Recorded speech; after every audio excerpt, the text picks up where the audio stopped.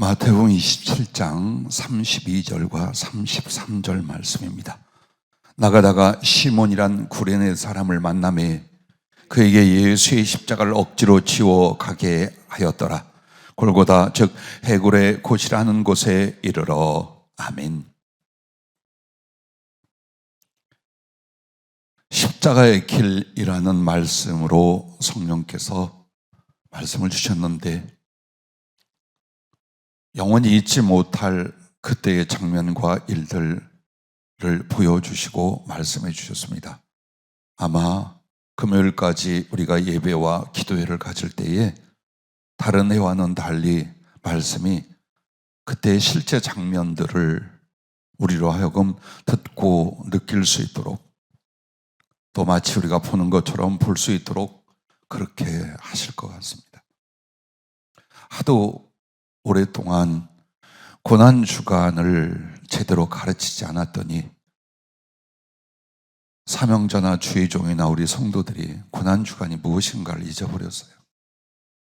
정말 가슴 아픈 게, 참 이렇게 쉽구나, 참 이렇게 쉽게 예수 믿는구나, 목에서 피를 토하라 설교를 기도하고 받아서 전하면 무엇 할 것인가 라는 부정적인 생각도 사실 올라와요. 그러나 나는 사모하지 않는 이들을 위하여 주님께 말씀을 받거나 그가 또 전하라고 하신 것이 아니라 괜찮아요. 고난주간이 없다면 부활절은 무슨 의미가 있겠어요? 난 그렇게 생각합니다. 코로나니 무엇이냐 하면서 편한 대로 교회 다니는 것이 몸에 배어있는 오늘날 우리들의 모습에 통탄하고 가슴이 아플 뿐입니다.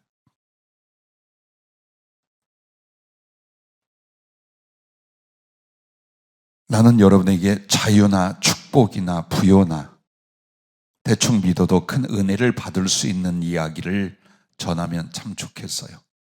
그런데 성경도 성령님도 주님의 마음과 가르치심도 제자들에게 하셨던 것처럼 오늘날 우리들에게 버려야만 그리스도를 사랑할 수 있다는 것, 그것을 가르치셔요. 아마 내가 이곳에서나 혹시 해외나 다른 곳에서 선교 혹은 집회를 시켜도 동일한 복음을 전하게 될 거라고 여겨요. 어느 해인가 학생들 주일학교를 가르치던 교사 시절이었어요. 다른 교회 청소년들하고 축구 시합을 하기로 했어요, 친선으로. 그래서 고난주간인데 휴일이 꼈길래 다른 교회 전도사님이 제안을 해와서 그럽시다 했어요. 그날 그 교회 담임 목사님한테 저하고 그 교회 전도사님하고 아주 어마어마하게 야단 맞았어요. 고난주간에 뭐 하는 짓이냐. 그때는 훨씬 마음에 감동과 부끄러움이 와서 이해를 했어요. 그런데 세월이 가면서 고난주간에 대하여 설렁설렁 넘어가도 부끄러워하지 않는 우리들의 모습을 보고, 혹은 그 의미를 잃어버리는 모습을 보면서 참 가슴이 많이 아팠어요. 죽는 그날까지 주님의 고난에 관하여 정말 여러분이 사모하고 갈망하고 동참하려 하지 않는다면 한 조각도 예수님의 고난이 나의 것이었다는 눈물의 고백은 못하고 죽을 것입니다. 그리고 복음을 전할 주님의 종과 사명자 여러분 기억하십시오. 십자가 전후를 빼면 여러분과 나는 전할 복음이 없습니다.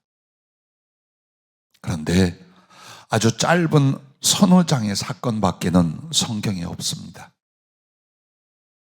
평생을 어떻게 이 십자가를 중심으로 한 복음을 전할까요?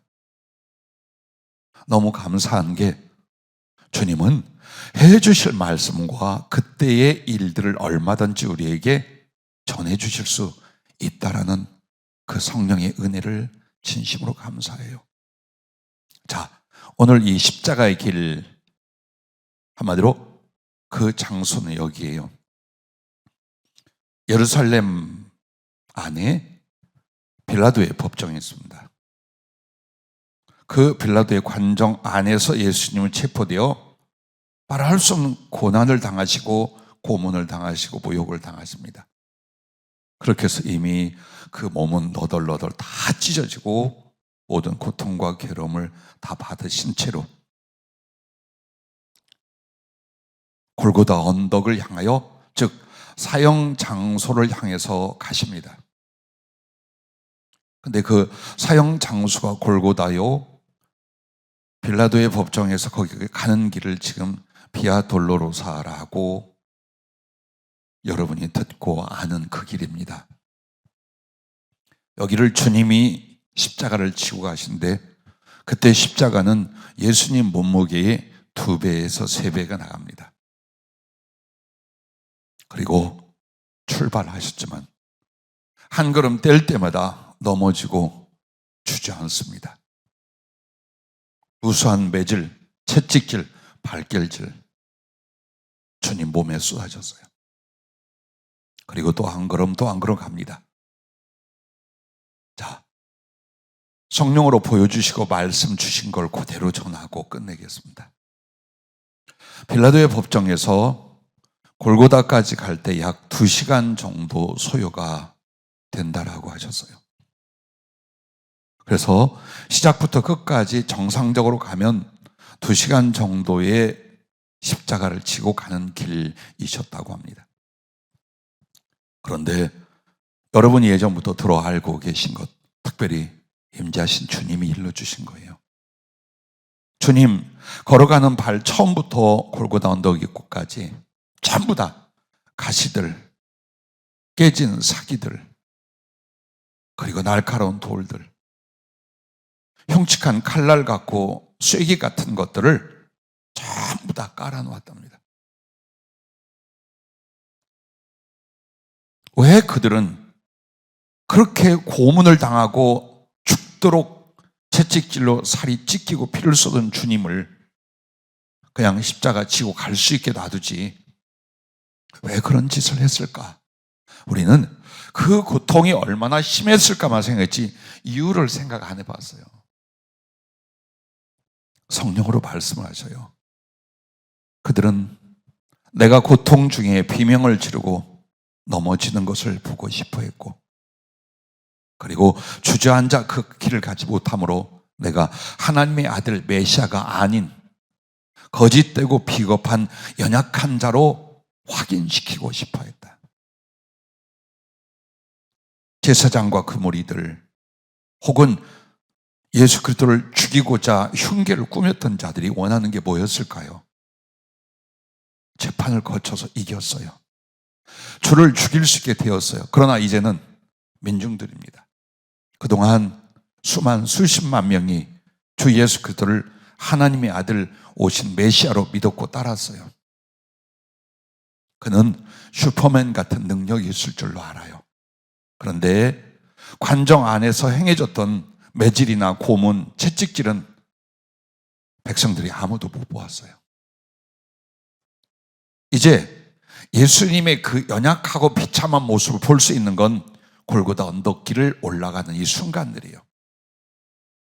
그때에 예수님이 고통스러워하고 비명을 지르고 넘어져서 벌벌 떨고 못 일어난 이것을 통해서 자기가 전능하신 하나님의 아들, 초능력자로 보여졌던 메시아가 아닌 거짓말쟁이로, 아주 비겁하고 한 연약한 인간으로 백성들에게 확인을 시키고 싶었답니다.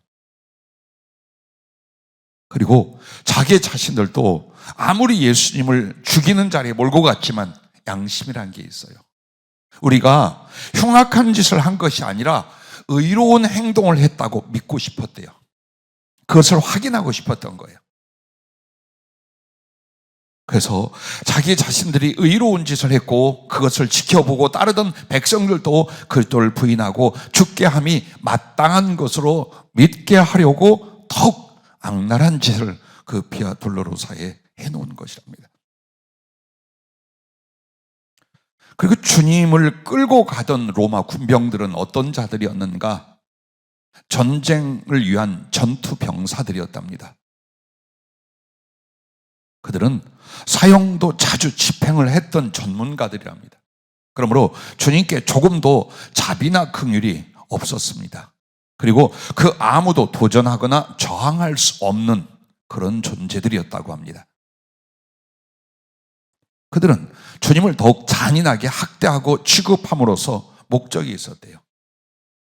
적대시하던 유대인들의 길을 꺾고 자기들이 하고자 하는 치안을 유지하며 로마에 복종케 하려고 더 악랄하고 잔인하게 예수께 행했답니다. 왜? 너희가 믿는 왕, 너희가 믿는 메시아를 우리는 이렇게 만들 수 있다. 그걸 보여주려고 더 악해졌답니다. 그래서 더욱 힘에 붙여서 십자가를 지고 할 수 없는 주님을 채찍으로 때리고 발로 밟고 걷어차고 계속 잔인하게 했답니다. 그리고 그들의 수는 백부장이 인수하는 50여 명 정도가 출동을 했답니다. 사실은 예루살렘에 주둔했던 로마 군대가 몇백 명, 몇천 명이 아니었어요.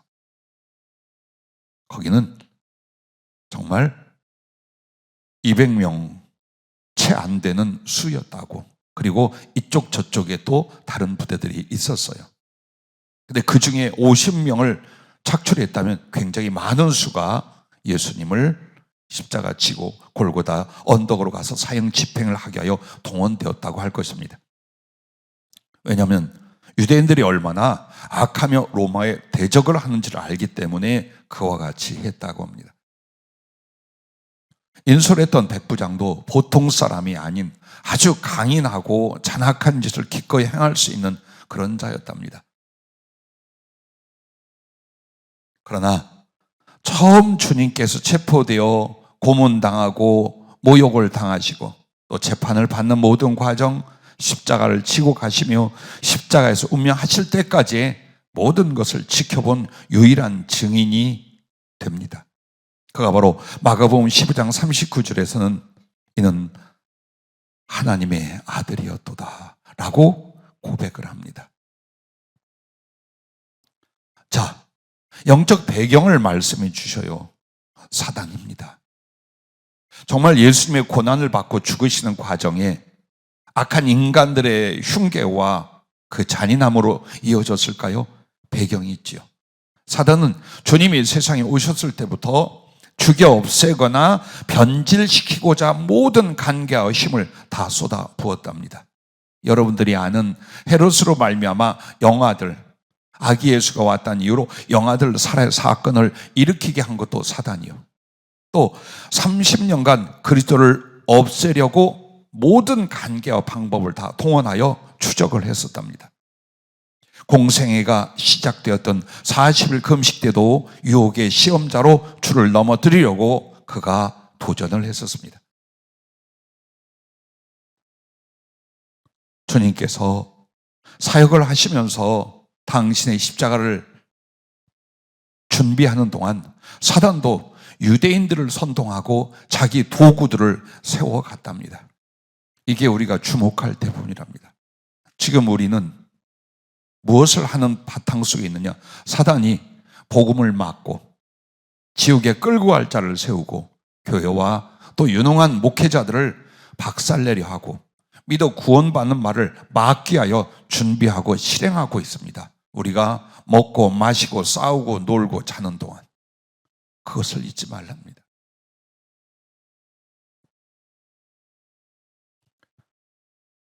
그런데 그 중에 주님이 예루살렘에 입성하셨고 가룟 유다가 사단의 가장 큰 도구가 되고 말았습니다.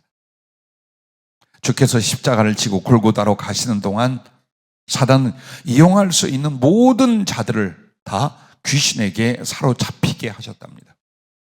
한마디로 로마 군병도 거기에 대부분의 악하게 주님 앞에 저주하고 돌을 던지는 자들도 그냥 본심도 악하지만 그 위에 사단이 악한 영으로 사로잡았답니다. 그러니 군정들도 로마 군병들도 얼마나 악하고 광기에 사로잡혀 있겠는가라고 부르셔요. 사단은 오히려 주께서 십자가를 지고 골고다까지 못 가게 하려고 했답니다. 그가 예수님을 죽여 없애기로 작정을 하여 사람들을 선동하고 미혹을 했지만 그는 곧 주께서 십자가를 지고 골고다까지 가셨을 때 그리스도의 십자가의 죽으심이 어떤 결과를 가져올 것인지를 인지하기 시작을 했답니다. 십자가 위에서 죽으면 안 되겠구나. 그래서 그 비아 돌로로사 길을 가는 그 과정에 그냥 조금 고난을 당하고 힘에 붙여서 십자가를 못 진 게 아니랍니다. 못 올라가게 했답니다. 사단이 주님이 그 십자가를 지고 못 올라가게 하기 위하여 주님이 뭘 느끼셨는가를 이렇게 표현을 해서요. 엄청난 열기, 강력한 폭풍의 힘이 골고다 언덕에서 불어 당신을 완전히 누르고 일어나지도 걸을 수도 없게 만들더라는 거예요. 그게 눈에 보이지 않는 영적 악한 세력이 그와 같고 사람들 또한 어떻게 해서 예수님을 십자가를 지고 그 구속의 사명을 완성시키죠. 한마디로 길바닥에서 죽게끔. 길바닥에 힘에 붙여 십자가 눌려 비참하게 짓밟혀 죽게끔 만드는 것, 그것이 사단의 계획이었고 사람들이 귀신에 잡혀 하는 바로 그 짓이라고 했습니다. 그래서 십자가를 지고 한 이 비아 돌로로사는 빌라도의 법정보다 더 흉폭한 폭력과 살해의 장소가 되어가고 있었다라고 표현을 해주셔요.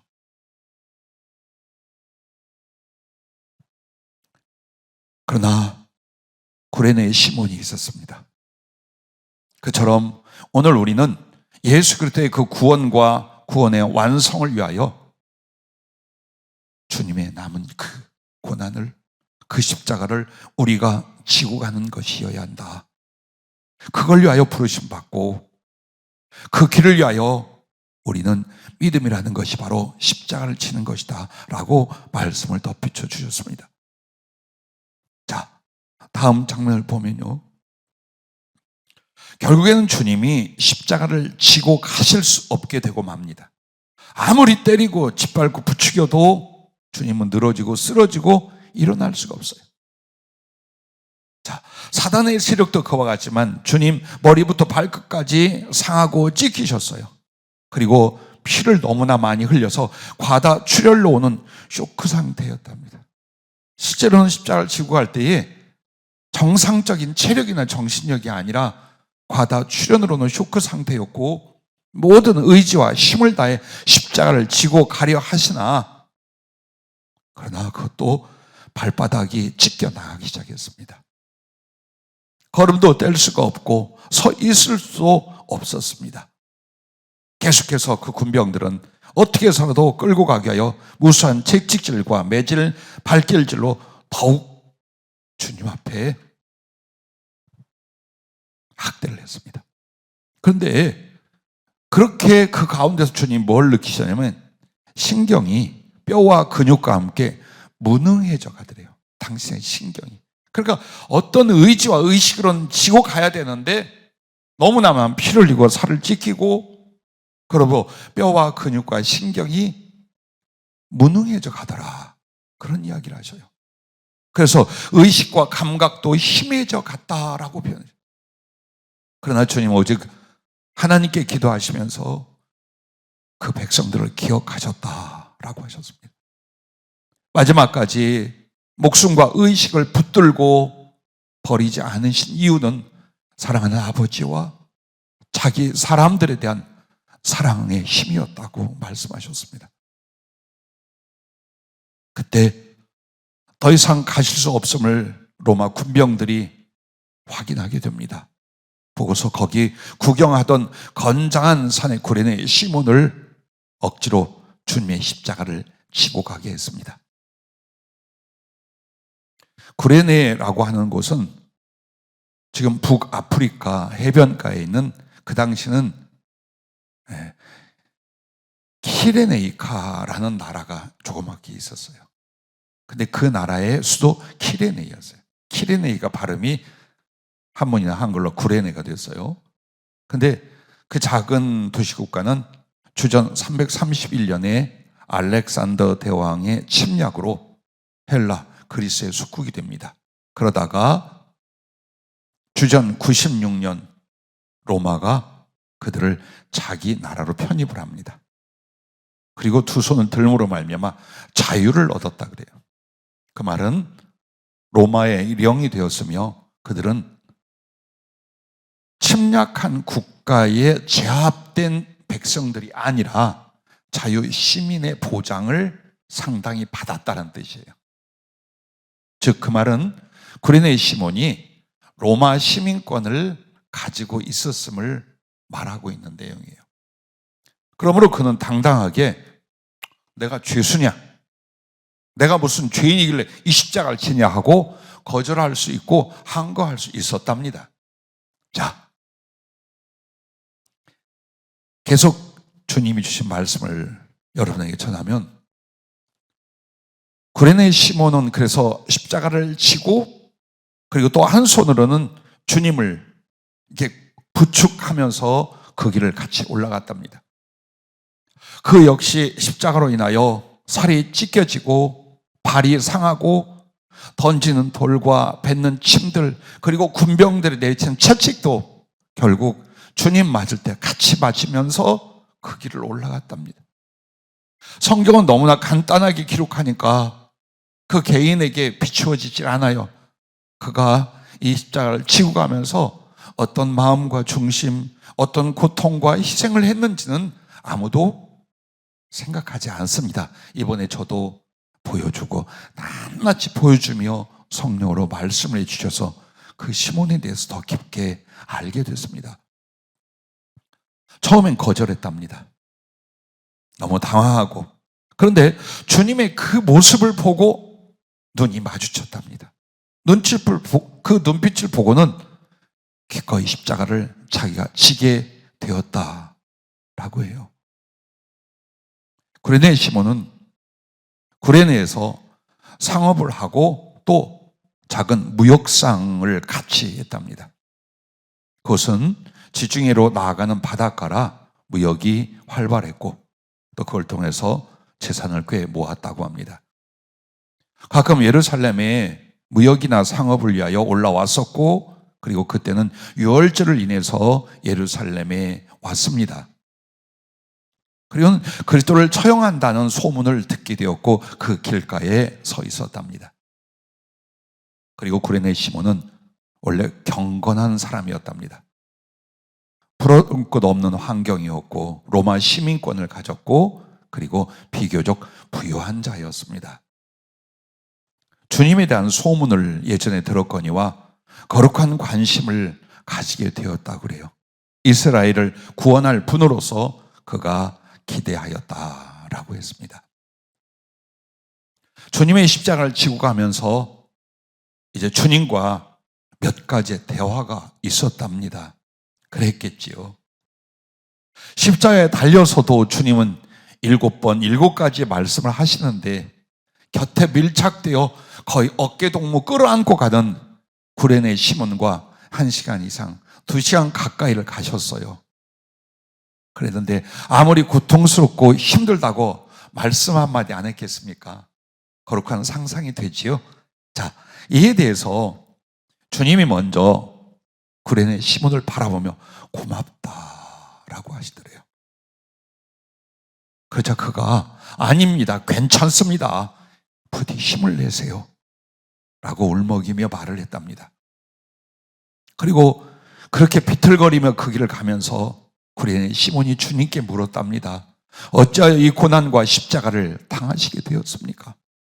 그렇게 안타까워져 주님이 그에게 이렇게 말씀했답니다. 나는 너와 너의 사람들을 구원하기 위해 왔다. 생명은 생명으로서 주는 것이니라 라고 하셨답니다. 그렇죠. 왜 이 고난을 받고 죽어야 하는가? 바로 하나님의 생명은 당신의 죽으심으로 말미암아 생명을 주는 것이기 때문이란 말을 그렇게 하셨습니다. 시몬은 그때부터 주님을 향하여 주님, 나의 주님으로서 믿음의 고백을 시작하게 하였다고 했습니다. 주께서 그에게 내가 너를 영으로 불렀고 네가 왔으며 이제 내가 너를 의지하나 곧 네가 나를 의지하여 갈 것이니라 라고 말씀해 주셨답니다. 그래서 결국 골고다에 이르렀습니다. 주님은 힘을 다해 시몬에게 이렇게 말했답니다. 이제 되었으니 너는 빨리 이곳을 떠나서 너의 목숨을 보존하라. 그렇게 말씀하셨답니다. 왜냐하면 유대인들이 이 구레네 시몬도 주님의 제자라서 저 십자가를 대신 지고 갔다고 여기기 시작했답니다. 과정을 못 보았으니까. 그래서 저것도 잡아라, 저것도 죽여라, 이렇게 움직이고 있기 때문에 주님이 빨리 여기를 떠나서 네 목숨을 보존하라 라고 그 몸의 힘을 끌어내어 당부를 하시더랍니다. 그러나 시몬이 아니요 주님, 저도 주님 곁에 끝까지 있겠습니다 라고 외쳤답니다. 그때 주님 뭐라고 하셨냐면 너는 가서 오늘 네가 나를 본 것과 너의 섬김을 증거하거라. 얼마 지나지 않아 내가 너를 찾아가리니 너는 그때 나를 온전히 알리라고 말씀을 하십니다. 그러나 시몬은 주께서 십자가에 못 박히시고 운명하고 모든 그 상황, 그 시간을 곁에서 지켜보고 통곡하면서 서원을 했습니다. 그는 백부장처럼 더 큰 감동과 그리고 확신으로 저분은 과연 하나님의 아들이시고 메시아시다, 나의 주님, 나의 하나님이시다 라고 외치기 시작을 했답니다. 그리고 거기서 그가 서원을 했대요. 예수님께 주께서 나 같은 것을 부르시고 택하여 주님을 친히 뵙게 하셨고 그 십자가를 함께 지게 하셨사오며 나로 주님의 거룩한 말씀과 구원을 받게 하셨으니 나는 이제 장사꾼이 아니요 내 인생이 아니라 평생 주님과 그 십자가를 지고 가는 종이 되겠나이다. 내 손과 얼굴과 몸에 묻은 주님의 땀과 눈물과 피를 영원히 지우지 아니하겠나이다 라고 부르짖어 맹세하였습니다. 그리고 그는 주님이 죽으신 후에 그 장면을 보여줘요. 정말 가슴이 막 찢어져 나가는 것 같은 감동과 아픔이 오는데 사람들이 다 흩어지자 저쪽에서 지켜보던 구레네 시몬이 엉엉 울면서 기어서 주님 십자가 발밑으로 와요. 그 기는 장면을 보여줘요. 일어나지도 못하고 탈진한 상태, 그리고 너무나 서럽게 울면서 그냥 엎드려서 기어서 오더니 뭘 하나 했더니 자기 품에서 주머니 같은 거, 천 같은 걸 꺼내서 피가 젖어 있는 땅을, 그 흙을 쥐어서 담아서 3번을 싸는 걸 보여줘요. 그리고 주머니에 담아서 자기 가슴 안에 그렇게 가지고 가는 모습을 봤어요.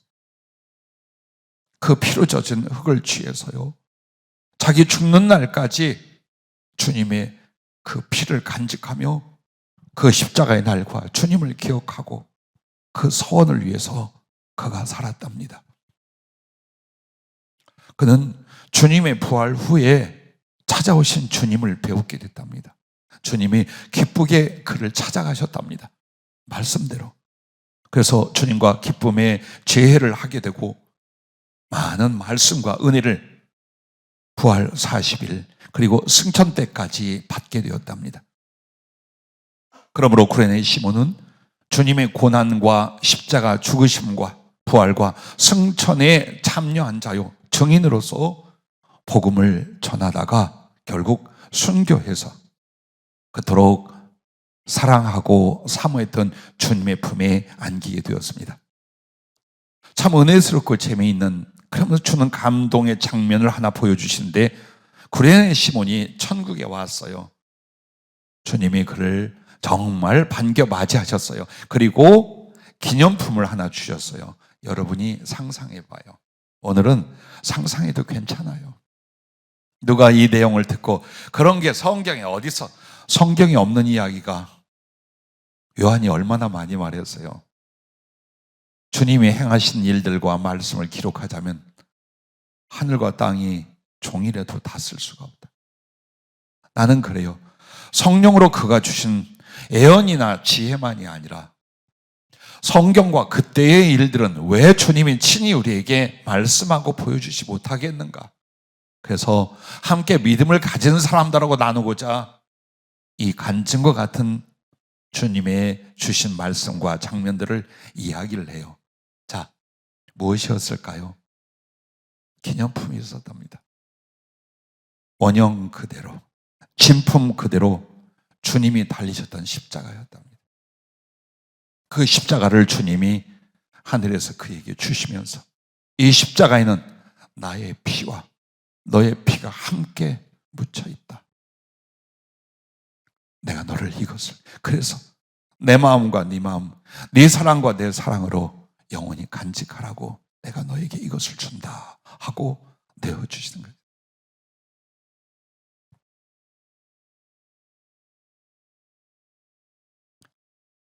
주님을 만난 후 구레네 시몬은 초대교회에 열심 있는 전도자가 되었답니다. 주님의 제자들과 깊은 교제를 가지게 됐고 또 그들의 사역을 돕는 후원자가 되었답니다. 자기가 가진 재산이나 재물이나 또 그 힘을 가지고 초대교회 살림 혹은 주님의 사도들이 사역하는 일에 엄청난 도움을 주며 자기도 그렇게 복음을 전하다가 로마에서 순교하게 됩니다. 그는 성령의 뜻을 따라서 이후에 가족과 함께 사업처를 로마로 옮기고 그곳에서 자기의 사업처와 집에 교회를 세웠습니다. 그것이 바로 마가복음에는 오늘 이 말씀이 이렇게 나와요. 15장 21절에 마침 알렉산더와 루포의 아버지인 구레네 사람 시몬이 시골로부터 와서 지나가는데 그들이 그를 억지로 같이 가게 하여 예수의 십자가를 지우고라고 했잖아요. 여러분이 잘 아는 대로 로마서 16장 13절에 보면 로마로 편지를 보내면서 그 로마에 있는 교인들에게 사도 바울이 16장에 안부를 묻습니다. 그때 이렇게 말합니다. 주 안에서 택하심을 입은 루포와 그의 어머니에게 문안하라. 그 어머니는 곧 내 어머니라 라고 고백하는 장면이 나와요. 자, 이 빈 공간을 성령이 보여주신 것이 바로 초대교회 예루살렘 교회에서 구레네 시몬은 가족과 함께 그렇게 열심히 복음을 전하고 많은 구제와 또 섬김의 사역을 감당하다가 성령의 지도를 따라서 로마로 가게 돼요. 그리고 그 로마에 가서도요, 많은 그 복음을 전도하는 자들이 로마로 왔어요. 그들의 숙식과 사역을 지원했고 결국 어떤 일을 해요? 그가 떠난 뒤에도 사도 바울조차도 바로 루포 그리고 시몬의 아내 그 가족들에게 많은 사랑과 도움을 받아요. 친가족 이상, 친어머니 가족 이상으로 그렇게 사랑과 도움을 받는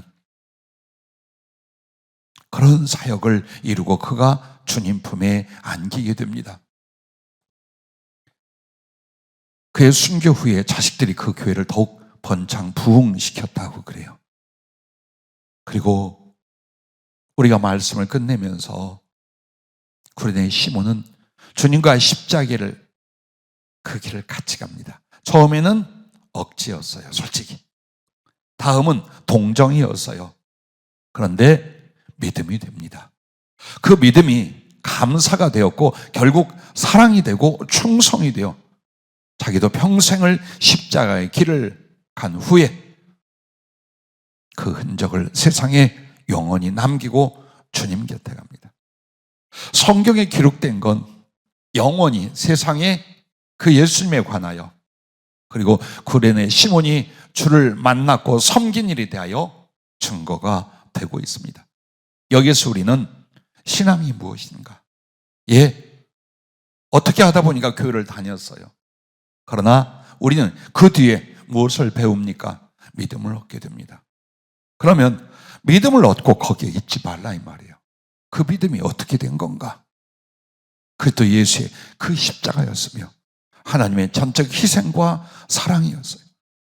그 은혜를 인하여 감사라는 겁니다. 감사로 성숙이. 자, 신앙은 이것이요. 신앙의 성숙이 무엇인가를 보여주는 거예요. 그 2시간 동안에 억지로 다가왔던 사람이 동정하고 믿음을 갖게 되고 감사하고 사랑으로 바뀌고 그리고 그 사랑을 이루기 위한 충성으로 남은 인생을 다 바칩니다. 이게 신앙이고 이게 성숙이라는 겁니다. 그렇습니다. 그는 넉넉하고 사업을 하며 가족과 함께 다복한 인생을 살고 어느 정도의 믿음을 가진 채로 여유 있게 인생을 즐길 수도 있었습니다.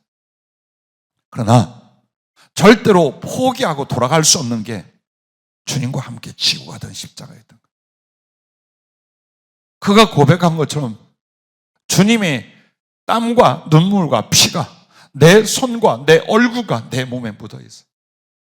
내가 죽는 날까지 이것을 간직하겠습니다.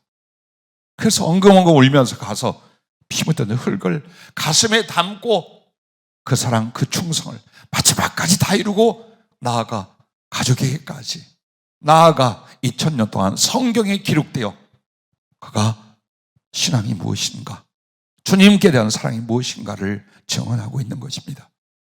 우리는 주님의 고난에 대하여 어떻게 생각합니까? 그분의 십자가의 고난에 참여함이 무엇입니까? 내가 대신 주님처럼 죽고 주님과 같은 일을 이룰 수는 없어요. 그러나 바로 이것입니다. 주님은 여전히 마지막 한 명을 구원할 때까지 십자가를 지셔요.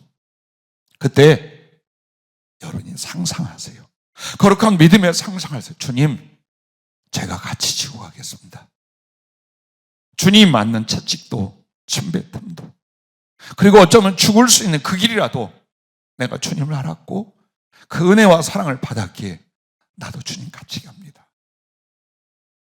그거 하고 그 실천이면 아마도 여러분과 내가 주님 나라에 갔을 때에 여러분에게 새 십자가를 선물해 주시지 않겠습니까? 그리고 그 십자가에 주님의 이름과 여러분의 이름을 기록해 주지 않겠습니까? 기도하겠습니다.